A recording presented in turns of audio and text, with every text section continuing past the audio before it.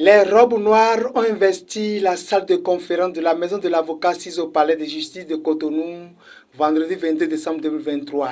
Les avocats béninois ont fait leur rentrée solennelle, entourés pour la circonstance de magistrats, de plusieurs personnalités civiles ou politiques et de plusieurs confrères venus de la sous-région ouest africaine, dont notamment des délégations du barreau du Togo et du Sénégal.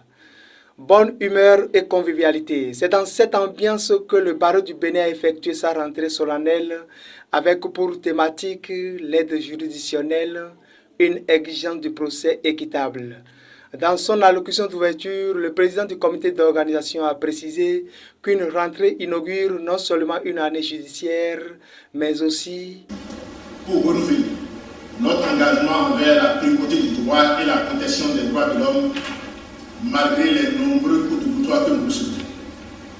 Notre barreau a une longue tradition de service et de dévouement envers la justice. En cette nouvelle année, nous devons nous engager à maintenir et à renforcer cette tradition. En tant qu'avocats, nous sommes les sentinelles des droits et des libertés et notre rôle est essentiel pour assurer l'intégrité du système judiciaire. Mes chers confrères, je vous appelle à aborder cette nouvelle année avec détermination et conviction. Ensemble, nous avons le pouvoir de faire une différence significative dans la vie de ceux que nous représentons et dans la société qui est la nôtre. L'aide juridictionnelle est l'un des moyens les plus efficaces de garantir l'équité d'un procès pénal. Dans son intervention, le représentant du président de la Cour suprême a fait l'état des lieux, puis fait des observations sur le thème. L'aide juridictionnelle, une exigence du procès équitable. Tel que formulé, le sujet voudrait-il suggérer que sans aide juridictionnelle, il n'y a pas de procès équitable? Quel contenu donner aujourd'hui au procès équitable et que recouvre la notion même d'aide juridictionnelle? En quoi se distingue-t-elle de notions voisines telles l'assistance judiciaire? L'aide juridictionnelle constitue-t-elle véritablement une garantie du procès équitable?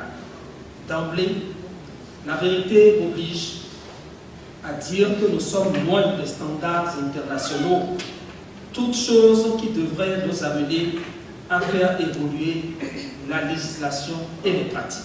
Le thème de votre entrée n'est pas un thème de pure spéculation. Le bâtonnier du barreau du Bénin a énuméré quelques avantages qu'offre l'aide juridictionnelle.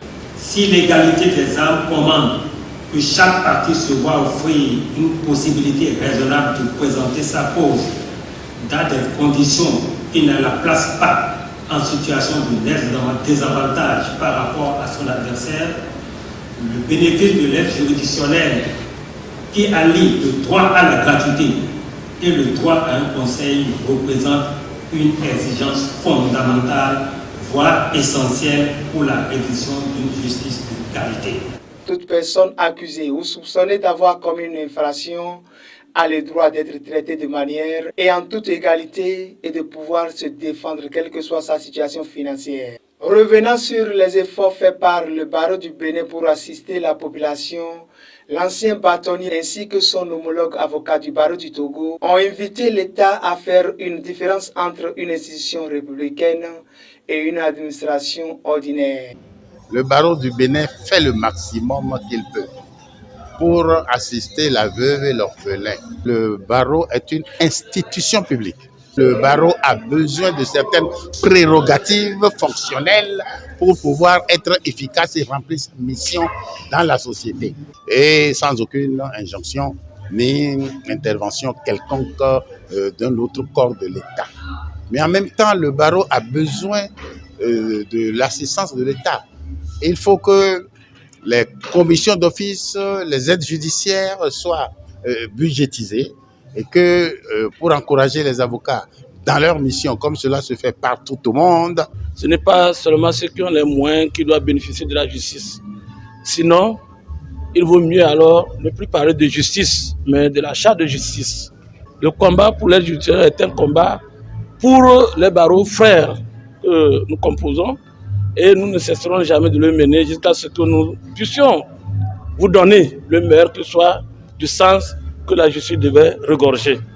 Donc, pour moi, c'est une occasion de rappeler aux dirigeants de nos pays en général et en particulier aux chefs, aux dirigeants béninois et togolais de faire en sorte que ce minimum soit mis en place pour que les citoyens démunis puissent aussi bénéficier un tant soit peu d'une justice libre et équitable. Je crois avoir appris qu'un projet de loi sur l'aide juridictionnelle est en cours d'élaboration.